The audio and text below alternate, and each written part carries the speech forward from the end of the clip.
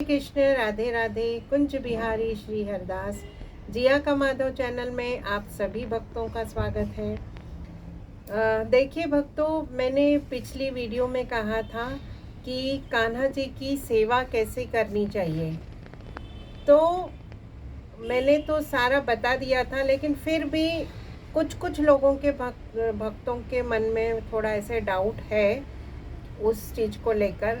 तो मैं आज इस वीडियो में अच्छे से स्पष्टीकरण करूंगी कि कैसे होता है, मतलब कैसे उनकी सेवा होती है कान्हा की।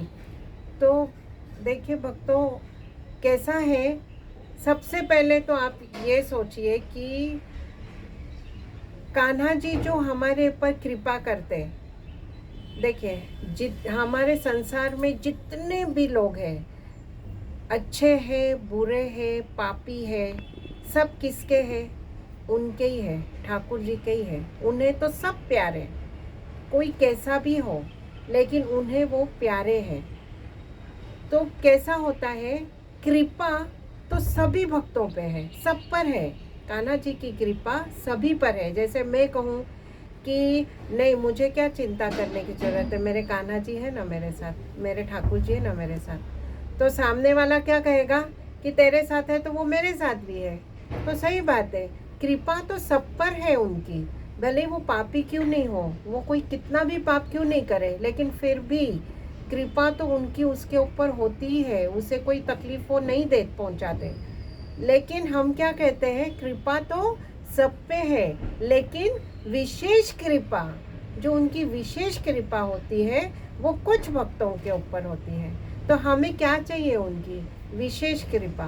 तो हमें विशेष कृपा तक पहुंचना है उनकी। तो हम विशेष कृपा अगर उनकी हमें चाहिए तो हम कैसे लेंगे, कैसे हमें मिले कि हम उनके एक खास, जैसे बोलते हैं कि एक खास है उनके, तो वो हमें बनना है, उनका कोई खास बनना है हमें।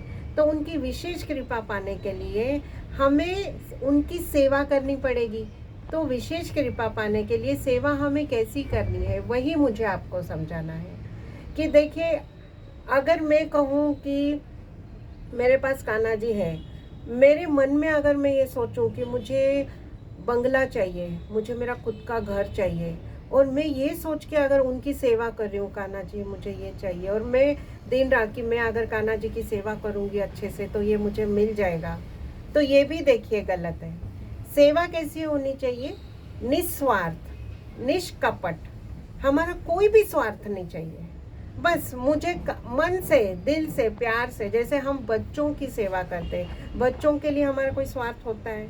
हमें पता है कि बड़े होके थोड़ी हम बेटा हमें पूछने वाला है, सब ये जनरेशन है, सभी को पता है, लेकिन फिर भी हम उसे अच्छा पढ़ा लिखा लिखाते हैं। क्यों?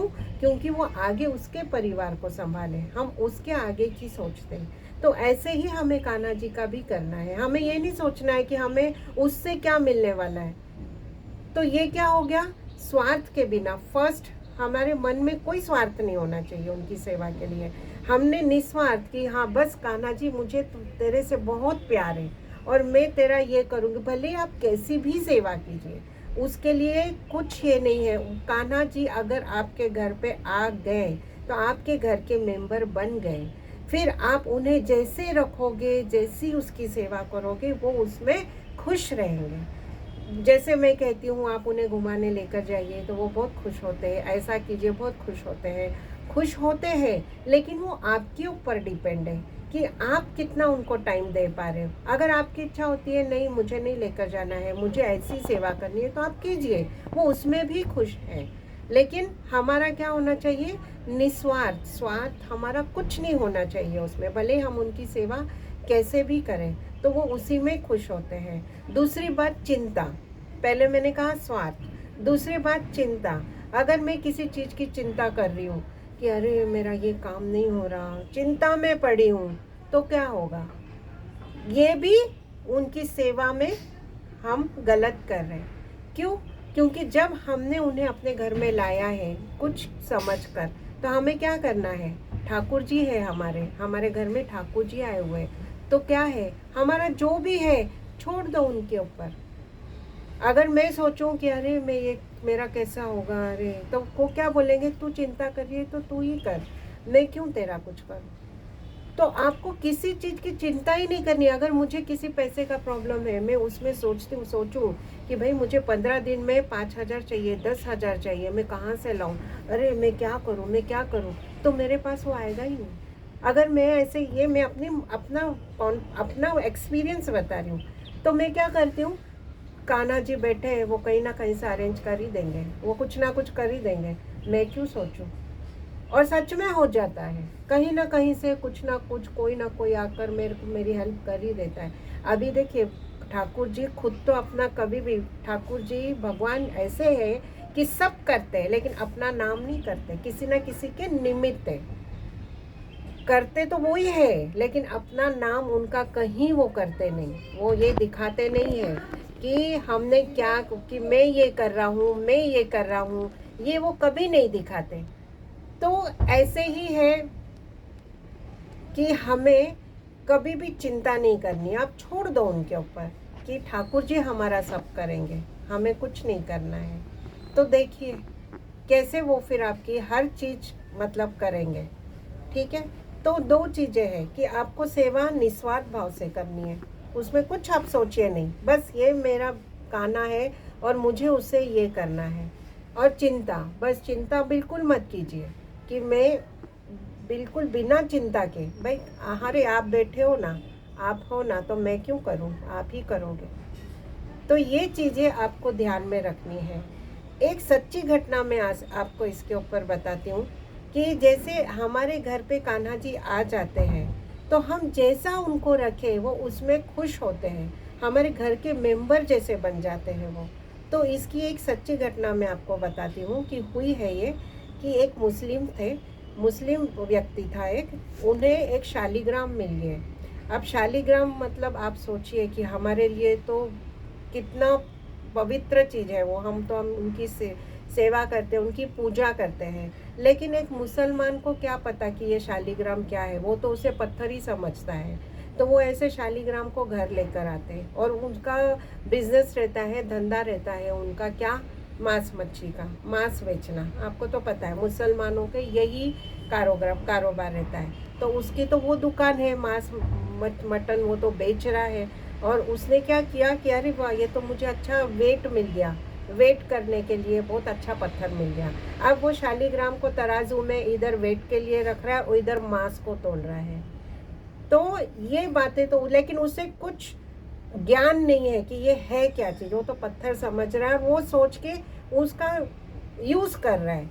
अब वहाँ से देखिए एक दिन ऐसा हुआ कि उनके शॉप से एक ब्राह्मण निकल रहा था, एक सनातन धर्म के व्यक्ति थे, वो वहाँ से निकल रहे थे। तो उनकी अचानक नज़र गई, उन्होंने देखा, बोला अरे ये दुकान में तो तराजू में शालिग्राम रखे हुए।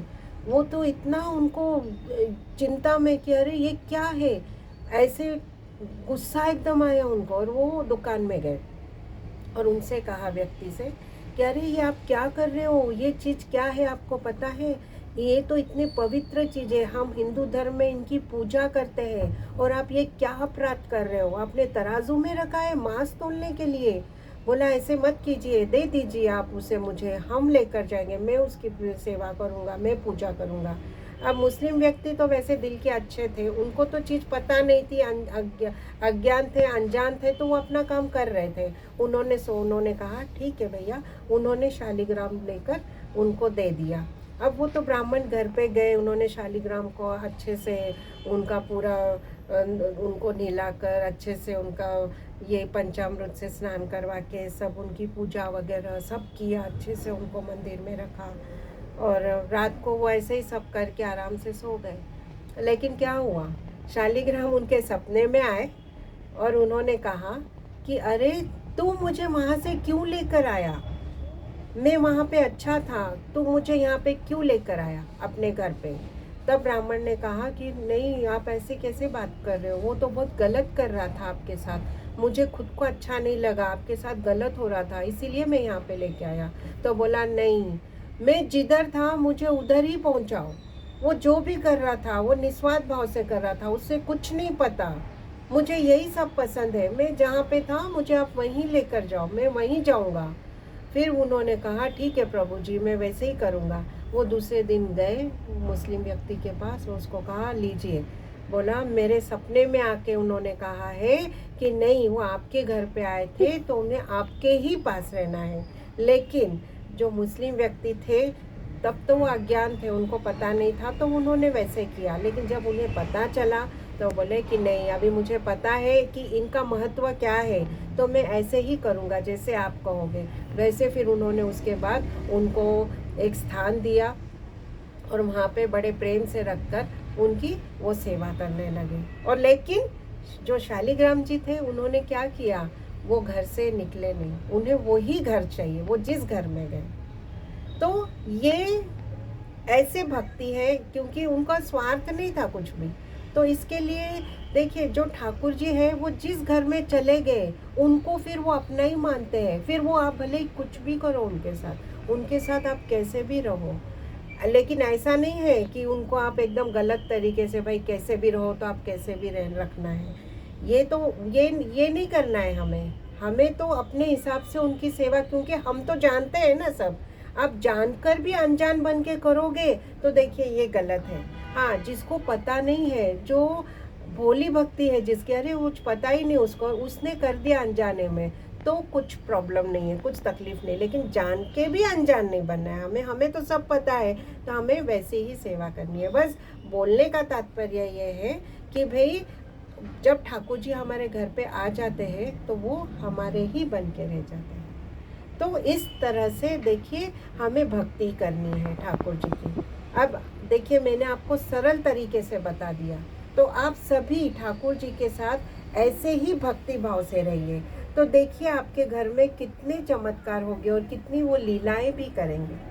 अब वो लीलाएं कैसी होती है उनकी, कोई हमें भक्त कहते हैं कि हमारे कान्हा लीला नहीं करते, ये मैं आपको अगली वीडियो में बताऊंगी कि कान्हा कैसी लीला करते हैं और हमें कैसे समझना चाहिए। हमें कैसे समझता है कि अरे ये लीला की, कभी कभी हमें नहीं समझ में आता, वो कर देते हैं लेकिन हमें नहीं समझ में आता, तो हमें कैसे समझना है ये मैं आपको अगले वीडियो में बताऊंगी।